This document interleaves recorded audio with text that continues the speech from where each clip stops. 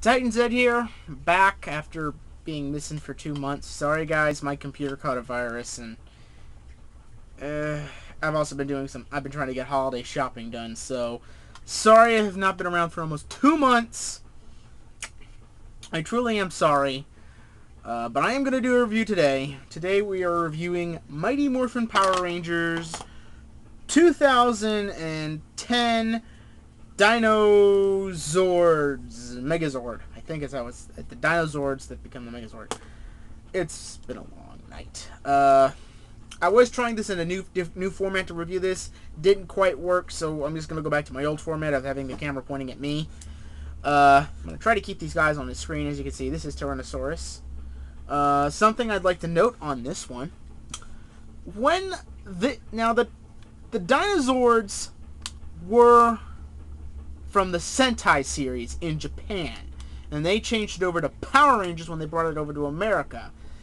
This was in a point in the 90s where they thought, we really don't want these people with trying to do a bad dub over this, so instead we'll just cut apart the fight scenes, cut apart the giant robot battles, and put in American actors in between. This was the basic concept for the original Power Rangers. When I was a kid, I never got the original Mighty Morphin Megazord. I did have my hands on the pieces of the Thunderzord. I think I even still have the Black Lion somewhere in my room. For a short time, I had the Ninjazord, and I think that's about it. But never got the original set. And something I like to note about this, like I said before, when they were making the Sentai series in Japan, at the time, they were still under the belief that Tyrannosaurus Rexes were, I think, tail draggers. As you can see, it's really propped up by its tail on its legs. For most of you youngins, for a long time, we believed that Tyrannosaurus Rexes dragged their tails when they walked, when in reality we have figured out that they've actually walked like this with their tails upright. It'd actually be a little more straighter, but going any more, it can't go any farther. But yeah, this is how it classically would stand. And this is the Tyrannosaurus Rex. And yeah, I got a few of the one or two of the stickers might be a little crooked. Sorry. The Tyrannosaurus Rex. The Pterodactyl. Pterodactyl can have the cannons fit on the tips of her tail fins for her feet, but it looks stupid. She never did that in the show, so I'll keep it like this. Really isn't too pink, except like little streaks on her head. On the original one, this is the reissue by Bandai. On the original one, there was a bunch of stickers on the inside that were pink and white. No such thing in this version. I might go to Repo Labels and get some new ones for this one. But this is Pterodactyl. Not much to this one. Not much movement. Next, we'll do Saber-toothed Tiger. Something I like to note. These black things used to spin. So did these. These used to spin. They used to be wheels. They don't on this model. They stripped that. I guess to save some money. Triceratops. Once again, there used to be wheels. They took that out. And also on this model, these little divots used to spin around and become a laser cannon. They took that out too. And this is the Mastodon. Not much difference between this Mastodon, except his tusks are not chrome and his trunk does not move up and down like it used to. Though he can still do kind of like he's standing up about ready to crush something. So let's put this thing in its Dino Tank mode. First you take this guy. You bring his legs up like this. You just basically untab his tail. Takes a Triceratops. It's very, very complicated to transform this. Okay, watch.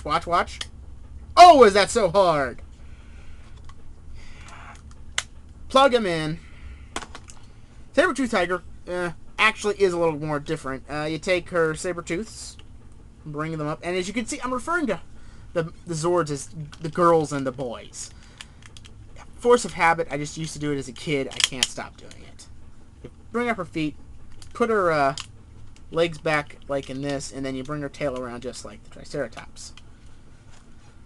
You plug it in. And you got the Dino tank sort of formed. Next, take Mastodon, remove the head. Now, you split this in part just about like the show. Now, PL just did a review of his own, where he switched the arms around to fill in these gaps. I could care less about the gaps. Put the cannons in. I don't know if it's mine. They stay in, I mean, pretty dang well, but they just feel loose for some reason when I move them.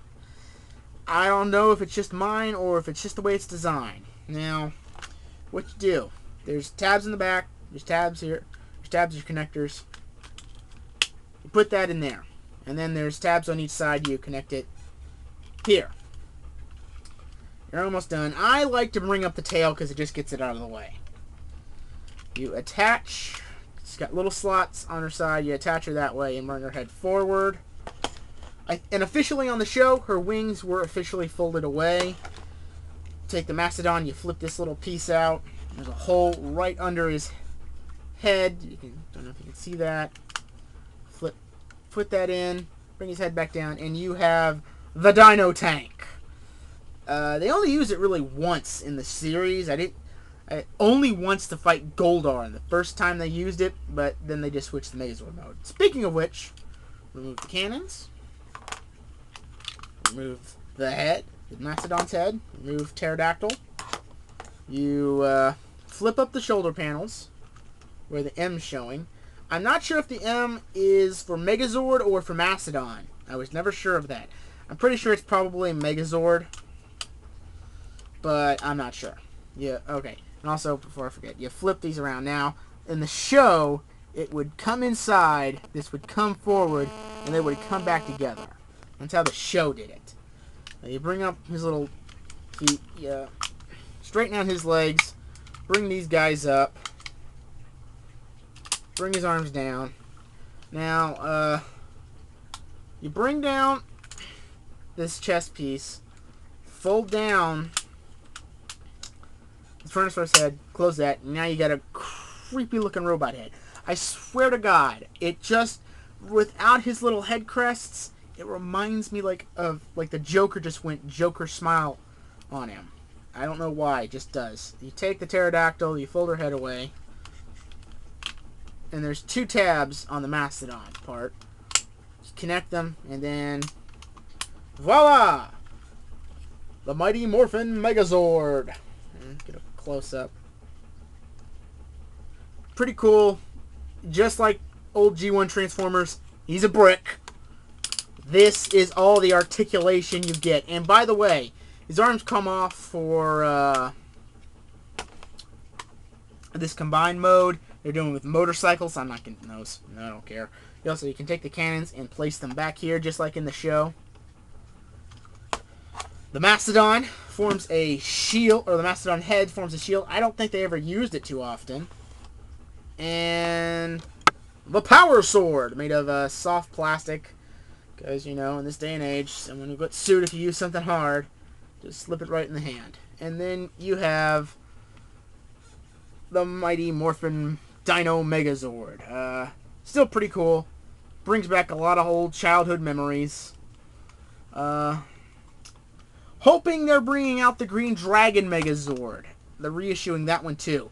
I loved the Green Dragon Megazord. I was a huge Godzilla fan as a kid. I'm still a huge Godzilla fan now.